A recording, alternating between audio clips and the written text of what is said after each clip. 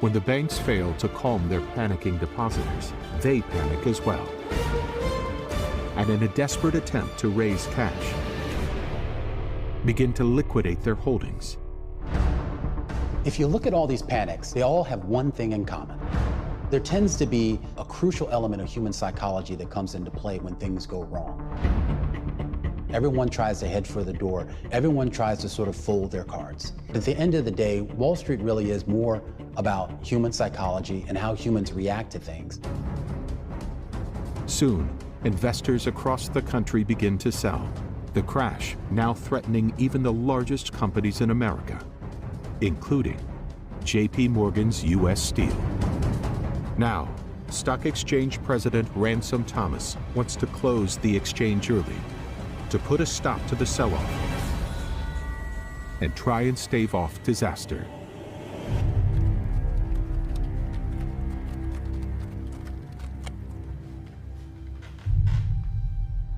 Morgan knows a market closure could end up breaking the economy.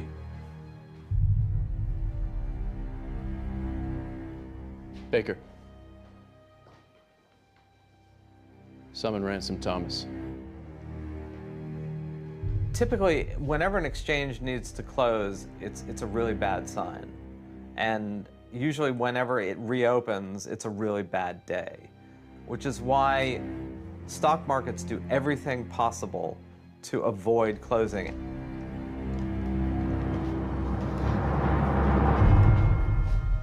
You will not close the market. Not 1 minute before 3 p.m. I will deal with the market. Is that understood?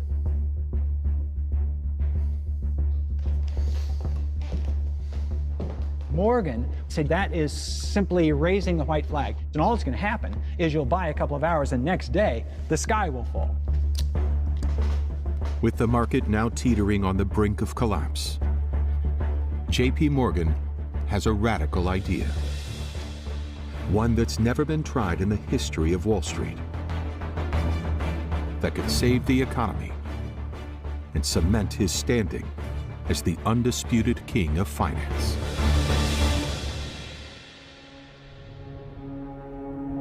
With just over an hour of trading remaining, Morgan summons Wall Street's most prominent bankers to his office and issues an ultimatum.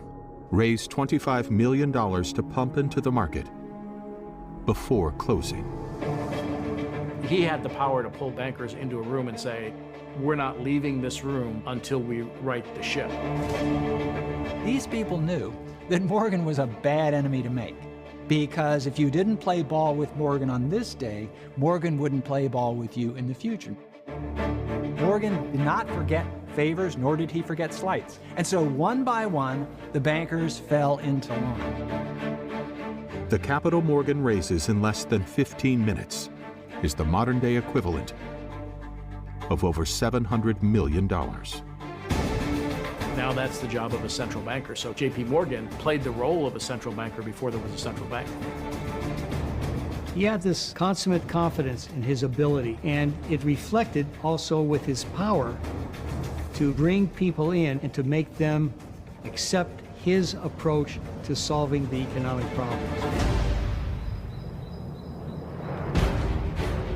Morgan pours the money into the stock market. And it works. Putting a stop to the plummeting prices, renewing confidence in investors, and earning J.P. Morgan a standing ovation on the floor of the New York Stock Exchange. Soon, the panic of 1907 is over. J.P. Morgan stepped in and snuffed it out. He takes it upon himself to be the savior and backer of the entire financial system and successfully forestalls a much worse crisis.